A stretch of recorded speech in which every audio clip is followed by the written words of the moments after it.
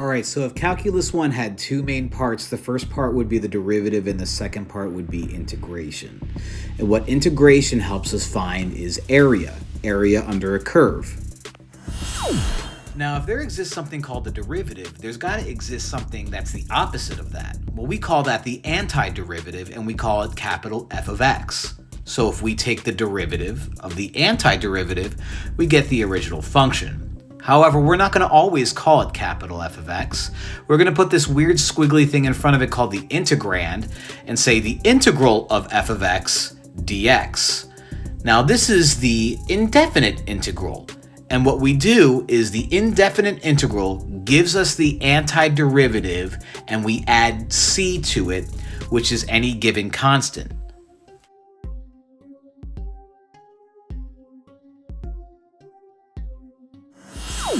So the way we handle that is if we're asked to take the integral of something, we do whatever the opposite of the derivative would be. We go in reverse.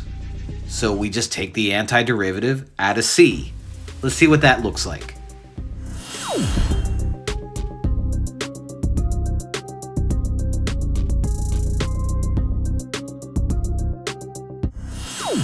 All right, so I guess this is what we have to do. We are given an integral, looks like that s, and I have to basically do a reverse derivative. Okay, that dx means I'm starting my integral and ending it with the dx. So I have to do the reverse derivative. So I have to think, all right, what must have been done to put that 4 in front of that x cubed? Well, I know that when I take the derivative, if I take the derivative of, I'm just going to make something up, x to the 9th, I drop the 9 out front and I take away 1 from the exponent. So I have to put 1 onto that 3 and bring that guy up. I guess the only way that would make sense is if that was x to the 4th. If I bring out x to the 4th out front, that's 4x cubed. Okay.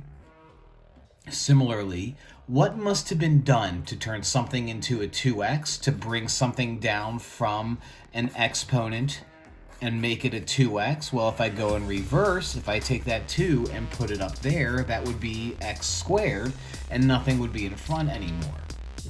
Make it negative.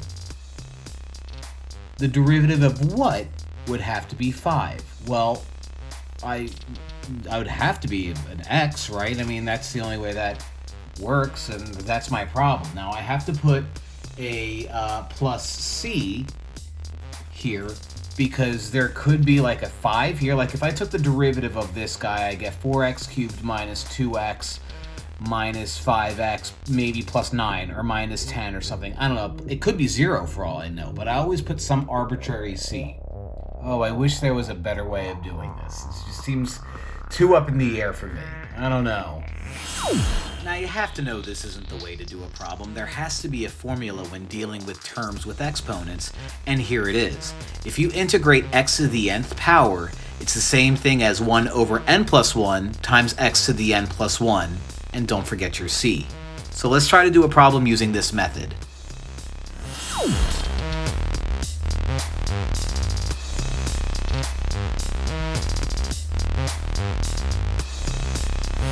Alright, well now we have a rule to do integration, so let's do a real problem. We are going to take the integral of 3x to the 5th plus 1/2 x to the 3rd minus 3x squared minus x squared minus 3. I don't know why I have 2 of those. Probably a typo when I made the PowerPoint originally, but let's roll with it. Here's the rule. If I give you something to the effect of x to the nth, okay, what you do is you take whatever n that is, so whatever number that is, you throw it out in front as a fraction and add 1 to the denominator. Also, you add 1 to the exponent. Don't forget your plus c. So let's do this one at a time. And again, I'm just going to pretend that these are 2 separate things because I'm sure I originally meant to make that a regular x or something like that, but you know, mistakes. I think it was Miley Cyrus who said that everybody makes them. So everything one at a time. We have 3. Okay, so it's going to be 3 times. In this case, my n is 5. So 1 over 5 plus 1 times x to the 5 plus 1. Okay, now we'll simplify that, all of that, when we get to it. Okay, 1/2 times 1 over, now my n is 3, 3 plus 1, x to the 3 plus 1, minus 3, my n is 2, 1 over 2 plus 1 times x 2 plus 1, minus, no coefficient, well, negative invisible 1, but 1 over, my n is 2 again, 2 plus 1 times x to the 2 plus 2 plus 1, minus 3 times 1 over, and now there's no, there's nothing there. There's no variable, so it's just going to be x, which makes sense. And of course, at the very end is plus c. Now, as we do more of these, we're not going to always write out all those steps. We're just kind of getting the understanding of the problem. 3 times 1/6 times x to the 6th. What was that? A plus 1/2 times 1/4 x to the 4th. Minus 3 times 1/3 x to the 3rd, minus 1/3 x to the 3rd, minus 3x plus c. All right. 3 times the 6th is 1/2 x to the 6th. 1/2 of 1/4 is 1/8 x to the 4th,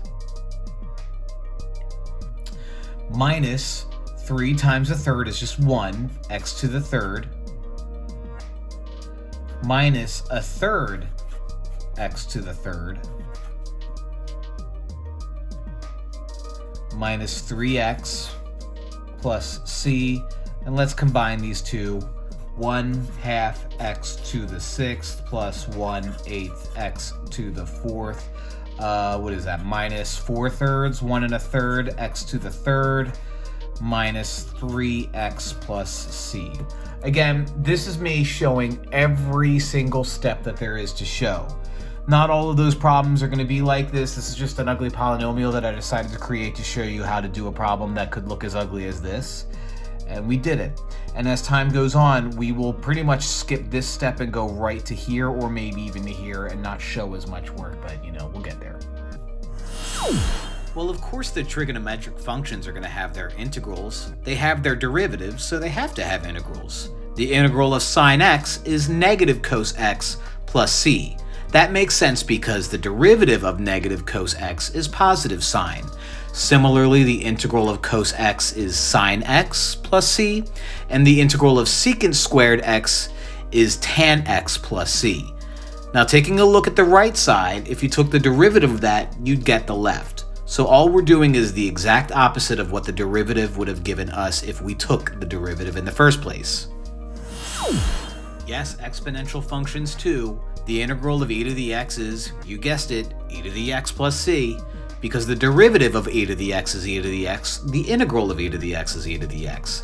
The integral of 1 over x is ln of x, and that makes sense because of the reverse. So let's do a bunch of problems.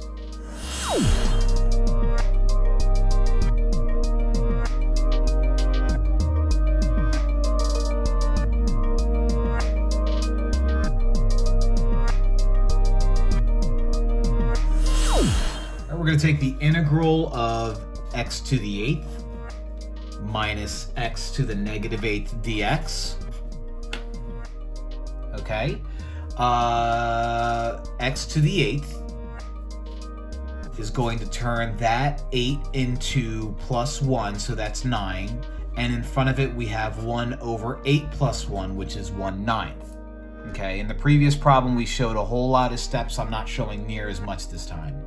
Minus, and this is where you have to be careful with the negatives here. Okay, if I take -8 and add 1, that's -7. 1 over -8 plus 1 is -7 plus c. And I just like to clean things up. I hate the double negative going on here, so I'm going to clean that up. And I hate the fact that I have -7 as an exponent. So I'm going to make this 1/9 x to the 9th plus 1 over 7 is on the denominator. And since x to the -7 means you move it to the other side of a fraction bar, you get x to the 7th on the bottom plus c. If you left the answer looking like x to the -7th, it's really not the end of the world, but you know, I'm a math teacher. It's kind of what I do. I have to make sure everything's the way it should be.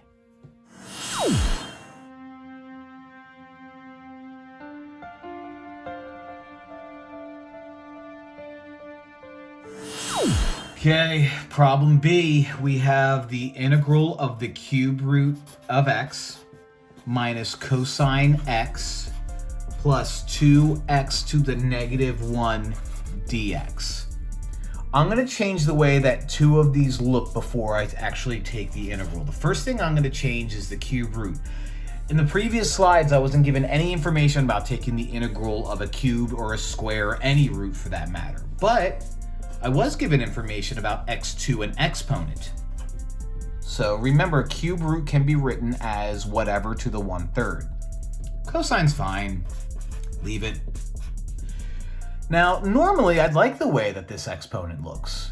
You know, normally we would be like, yeah, let's leave it like that. But this is the one special case. The one special exponent that you have to be careful when integrating is x to the -1. Why? Well, because x to the -1 is the same as 1 over x. Okay? So you have to be very, very, very careful with a problem like this. Normally you'd want to be like, oh no, just drop that down, add 1. Not in this case, because this is a special type. So, let's integrate. If I add 1 to 1/3, I get 1 and 1/3, or 4/3. 1 over 1 plus 1/3 is 4/3. So I'm writing that out knowing that I'm going to change it in a minute or two. It's very, very, very tempting to say that the integral of negative cosine is going to be like a, or at least in this case, the integral of cosine is negative sine because of what we think about the derivative. The derivative of cos x is negative sine x. However, the integral of cos x is regular sine x, so this becomes negative sine x. Be careful, we're going in reverse. The derivative of sine x is cos x. So the antiderivative of cos x is sine x, and the negatives live out front. Be very careful. Okay, the reason why we had to be careful here is because the integral of 1 over x is not drop down something and add 1 to it. The derivative of 1 over x is ln of x. Okay? That's why we have to be careful. 2 lives out front. Don't forget your plus c. It's very easy to forget that. Let's change the way this looks. 1 divided by a fraction means you flip the fraction. You can leave this as 4/3 x. If you want to change it to the cube root of x to the 4th, that's fine. I'm leaving it. I already wrote it out. I'm committed to it. And I'm just writing out everything the way it was in the above line. All right. Did it again.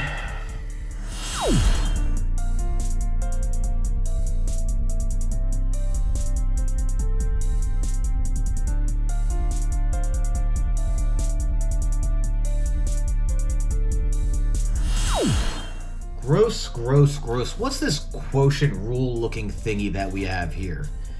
Well, it looks like quotient rule, but let me tell you something. We won't keep it that way, thanks to the majesty of numbers and math. Probably should have written this out ahead of time. Too late. I don't have a quotient rule for integration. I mean, something like that exists, but I'll let you worry about that like next year or something like that. This is what I have to do.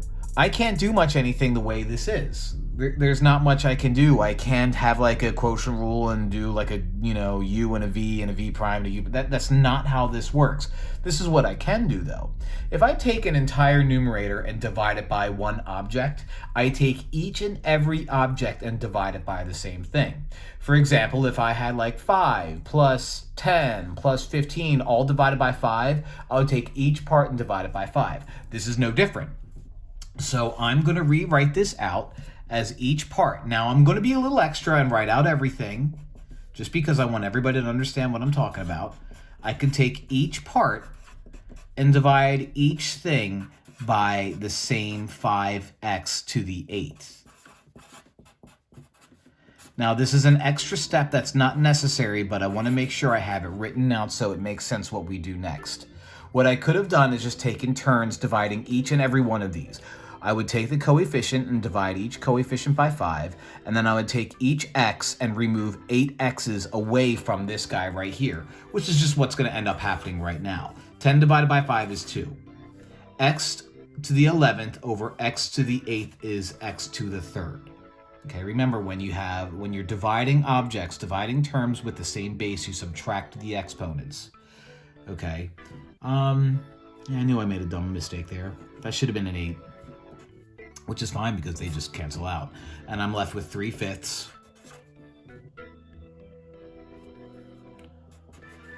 Again, 4. If I'm dividing terms with the same base, I subtract the exponents.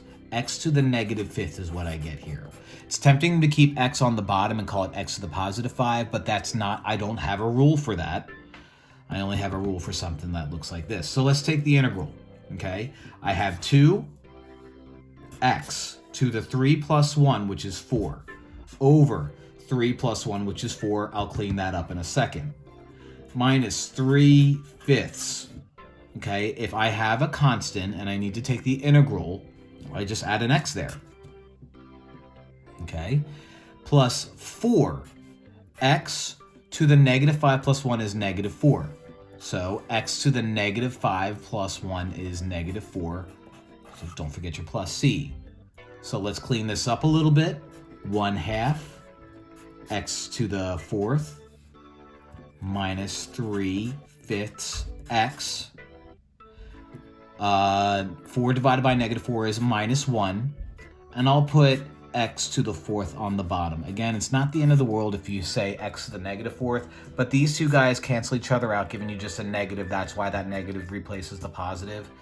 And that's it for that problem. I think we have one more to go, right? Or is it 2 more to go? 1 more to go. Let's do it.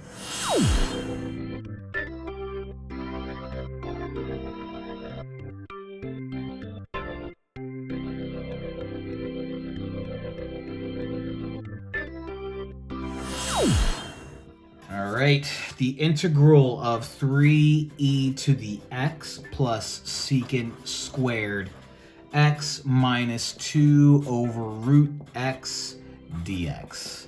I'm going to rewrite this and change one guy, that guy right there, because I have a rule for e to the x. It's pretty simple.